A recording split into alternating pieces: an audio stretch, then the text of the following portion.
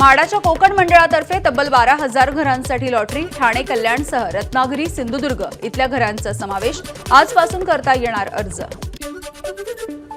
म्हाडा पुणे मंडळातर्फे 6,294 सदनिकांच्या विक्रीसाठी अर्ज नोंदणी आणि भरणा प्रक्रियेला सुरुवात. पुणे, पिंपरी चिंचवड, सोलापूर, कोल्हापूर आणि सांगली जिल्ह्यातल्या विविध गृहनिर्माण प्रकल्पांचा समावेश. आज नवी मुंबई विमानतळावरून सुखोई या लढाऊ विमानाचं उड्डाण. यावेळी एकनाथ शिंदे, देवेंद्र फडणवीस, अजित पवार, केंद्रीय राज्यमंत्री मुरलीधर मोहोळ यांची उपस्थिती. धम्मचक्र प्रवर्तन दिनाच्या निमित्ताने नागपुरात जाणाऱ्यांसाठी रेल्वेकडून आज विशेष गाड्या. लोकमान्य टिळक टर्मिनस, पुणे आणि भुसावळ, नागपूर विशेष मेमो चालवण्याचा निर्णय. यंदाही दुर्गा पूजा, दिवाळी आणि छठपूजेच्या निमित्ताने रेल्वेच्या विशेष गाड्या. वाढती गर्दी लक्षात घेता यंदा 6,556 विशेष गाड्या सोडण्याचा निर्णय. 80 वर्षापेक्षा अधिक वय असणाऱ्या ज्येष्ठ नागरिकांना वयाचा पुरावा सादर करताना आधार कार्डाची अट रद्द. आधार कार्डच्या ऐवजी जन्मदाखला, पारपत्र, मतदान कार्ड अशा 11 प्रकारचे पुरावे जोडण्याची मुभा. उपमुख्यमंत्री देवेंद्र फडणवीस आणि अजित पवार यांच्या हस्ते आज पुण्यामधल्या नवीन 7 पोलीस ठाण्यांचं उद्घाटन. या पोलीस ठाण्याच्या निर्मितीसाठी राज्य शासनाकडून 750 कोटी रुपयांचा निधी मंजूर. व्यवस्थापन अभ्यासक्रमाच्या दुसऱ्या फेरीनंतर प्रवेशाला अल्प प्रतिसाद.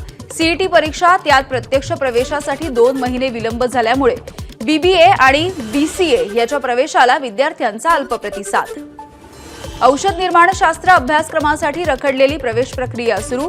प्रवेश प्रक्रियेची पहिली यादी जाहीर. 27,000 विद्यार्थ्यांना प्रवेशाची संधी. आज जळगाव जिल्ह्यामधल्या अमळनेर शहरामध्ये लाडकी बहीण योजनेचा कार्यक्रम होणार. यावेळी उपमुख्यमंत्री अजित पवार राहणार उपस्थित. टीका टिप्पणी करण्यासाठी आता काहीही राहिलेलं नाही. 2,30,00,000 महिलांना मुख्यमंत्री माझी लाडकी बहीण योजनेचा लाभ मिळालाय. मंत्री अदिती तटकरे यांची प्रतिक्रिया. निवडणुकीमध्ये जातीय समीकरण साधताना हिंदुत्वापासून लांब जाऊ नये. भाजपच्या जुन्या कॅडरच्या कार्यकर्त्यांकडे दुर्लक्ष नको. नागपुरात संघ पदाधिकाऱ्यांच्या सोबतीच्या बैठकीमध्ये भाजपला सूचना. महाविकास आघाडीमध्ये मेरिटच्या आधारावरती जागा वाटपाचं काम पूर्ण असून ते लवकरच पूर्ण होईल. नाना पटोले यांची माहिती. काँग्रेस हायकमांडचा आदेश असेल तर मी मुख्यमंत्री होईन. काँग्रेसचे प्रदेशाध्यक्ष नाना पटोले यांचं वक्तव्य. दसरा मेळाव्याच्या निमित्ताने सेना भवनाजवळ ठाकरे गटाच्या कार्यकर्त्यांची बॅनरबाजी. उद्धव ठाकरेंचा भावी मुख्यमंत्री असा उल्लेख. हरियाणामधला पराभव हा आमच्या गोंधळामुळे झाला. बाळासाहेब थोरात यांची कबुली. तर हरियाणामध्ये पराभव झाला असला तरी राज्यामध्ये महाविकास आघाडीचंच सरकार येईल. थोरात यांना विश्वास. सोलापूरमध्ये काँग्रेसच्या इच्छुक उमेदवारांच्या मुलाखती. विधानसभेच्या 11 जागांसाठी काँग्रेसच्या तब्बल 69 जणांच्या मुलाखती. विधानसभा निवडणुकीच्या तोंडावरती राष्ट्रवादी काँग्रेस शरद पवार पक्षाला अमरावतीमध्ये मोठा धक्का. जिल्ह्यातील पदाधिकाऱ्यांनी आपल्या पदांचे दिले राजीनामे. जिल्हाध्यक्ष प्रदीप राऊत यांना पदावरून पायउतार केल्यामुळे नाराज पदाधिकाऱ्यांनी केलंय बंड. मनोज जरांगेंच्या दसरा मेळाव्याची तयारी अंतिम टप्प्यात. बीड जवळच्या नारायणगडावरती 900 एकर जागेमध्ये मेळावा होणार. मेळाव्यासाठी 200 एकरांवरती पार्किंगची व्यवस्था. जरांगेंच्या दसरा मेळाव्याच्या निमित्ताने येणाऱ्यांसाठी 500 क्विंटल बुंदीचं गाळप. नारायणगडावरती मराठा बांधवांकडून जोरदार तयारी. बीड जिल्ह्यामधल्या सावरगाव घाट इथे पंकजा मुंडेंचा दसरा मेळावा. मेळाव्याच्या ठिकाणी 15 सीसीटीव्ही कॅमेऱ्यांची नजर असणार. यंदा बीडमध्ये 2 दसरा मेळावे होत असल्यामुळे विशेष खबरदारी. येवल्यामधील डुप्लिकेट नेते आता कुठे गायब झालेत. ओबीसीमध्ये समावेश होणाऱ्या 15 जातींना भुजबळांचा विरोध का नाही. मनोज जरांगे यांचा सवाल. तर आता मराठ्यांचे डोळे उघडणं गरजेचं आहे. जरांगेंचं वक्तव्य. मराठ्यांना कुणबी प्रमाणपत्र देण्याचा राज्य सरकारचा मार्ग तुर्तास मोकळा. मराठ्यांना कुणबी प्रमाणपत्र देण्याच्या प्रक्रियेविरोधातली याचिका 4 आठवड्यांसाठी तहकूब. धनगर समाजाच्या आरक्षणासाठी काढलेलं शुद्धीपत्रक रात्रीत रद्द करण्याची राज्य सरकारवर नामुष्की. धनगरऐवजी धनगड वाचावं असं पत्रक काढण्यात आलं होतं. धनगर समाजाने या शुद्धीपत्रकावरती घेतला होता आक्षेप. शासनमान्य खासगी अंशतः अनुदानित शाळांना 20% अनुदानाचा वाढीव टप्पा निधीसह मंजूर. राज्य मंत्रिमंडळाच्या बैठकीतला निर्णय. चित्रपट धोरण तयार करण्यासाठी 22 सदस्यीय समिती गठीत. जयदेव ठाकरे यांच्या पत्नी स्मिता ठाकरेंकडे समितीचं अध्यक्षपद. सांस्कृतिक मंत्री सुधीर मुनगंटीवार यांचा महत्त्वाचा निर्णय.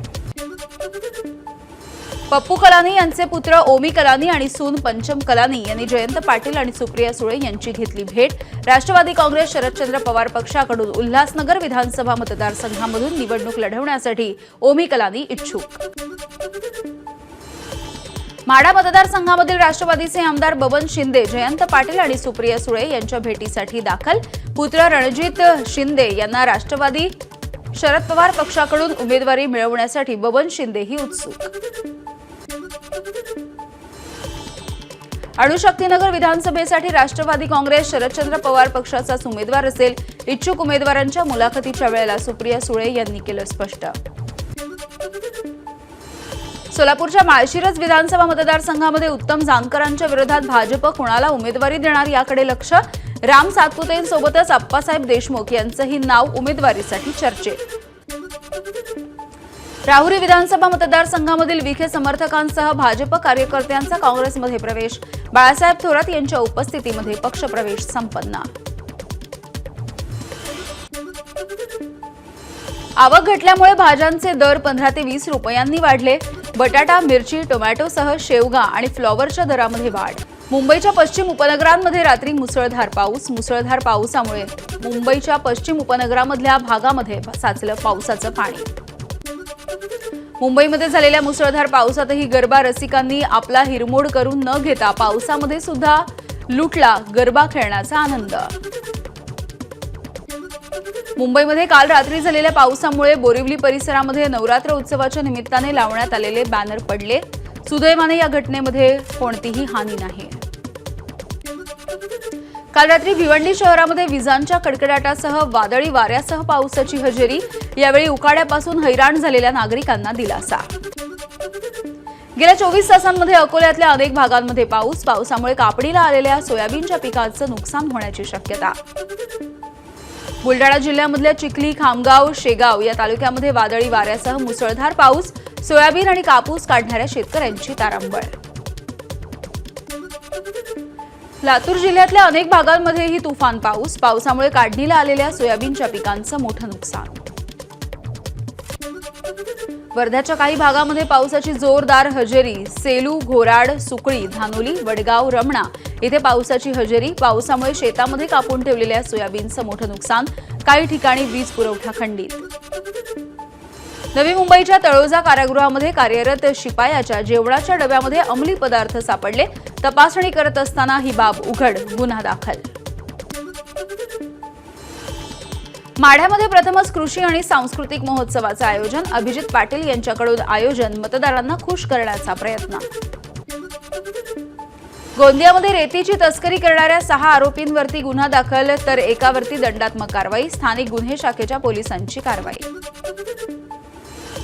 ज्ञानराधा मल्टीस्टेट कोऑपरेटिव्ह क्रेडिट सोसायटीमधल्या घोटाळ्याच्या प्रकरणी ईडीची कारवाई। औरंगाबाद, बीड आणि जालन्यामधल्या 1097 कोटी 87 लाखांची संपत्ती केली जप्त। संचालक सुरेश काटे याच्या विरोधामध्ये पीएमएलए अंतर्गत कारवाई। अहमदनगर शहर आणि परिसरामध्ये मुसळधार पावसामुळे सकल भागामध्ये साचलं पाणी।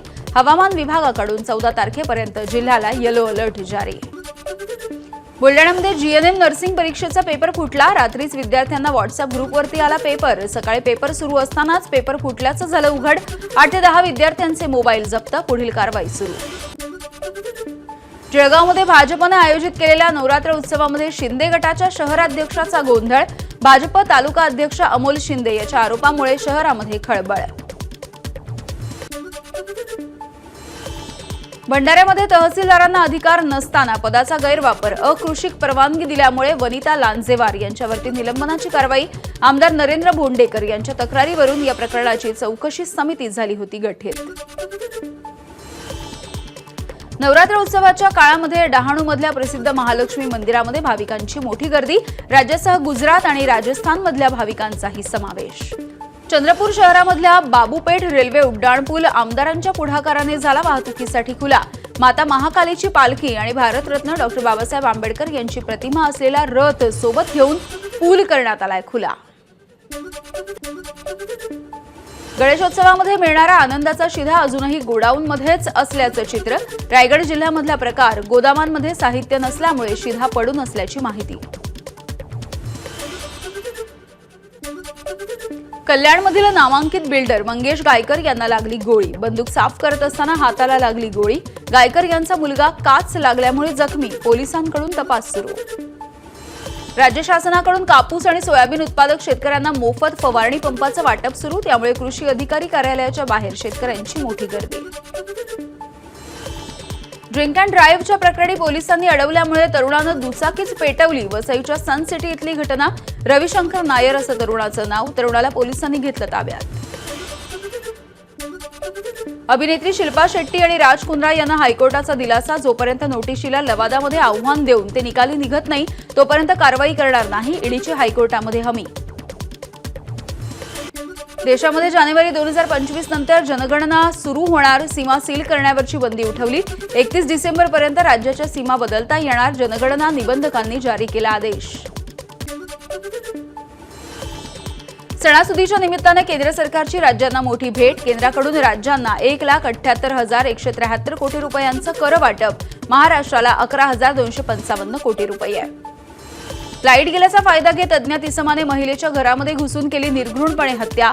जळगाव शहरामधल्या रणछोड नगर परिसरामधली घटना. घटनेमुळे परिसरात खळबळ. अहिल्यानगर शहरामधल्या भिंगार आलमगीर परिसरामध्ये राहणाऱ्या 2 मुलांचा ब्रह्मतळ्यामध्ये बुडून मृत्यू. या प्रकरणी भिंगार पोलीस ठाण्यामध्ये अकस्मात मृत्यूची नोंद. हरियाणामधल्या 90 आमदारांपैकी 86 आमदार कोट्याधीश. 270 कोटींची संपत्ती असलेल्या सावित्री जिंदाल सर्वात श्रीमंत आमदार. यानंतर शक्ती राणी शर्मा 145 कोटी आणि श्रुती चौधरी 134 कोटी संपत्तीसह दुसऱ्या आणि तिसऱ्या क्रमांकावर.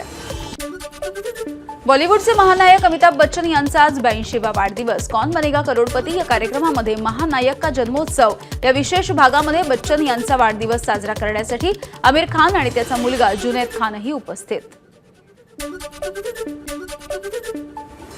ज्येष्ठ नागरिकांची फसवणूक करणाऱ्या बोलबच्चन टोळीचा विलेपार्ले पोलिसांनी केला पर्दाफाश. काल 1 नंबर चित्रपटाचा प्रीमियर शो झाला. यावेळेला राज ठाकरे यांची उपस्थिती. पंतप्रधान नरेंद्र मोदी यांनी मलेशियाचे पंतप्रधान अनवर इब्राहिम यांची घेतली भेट.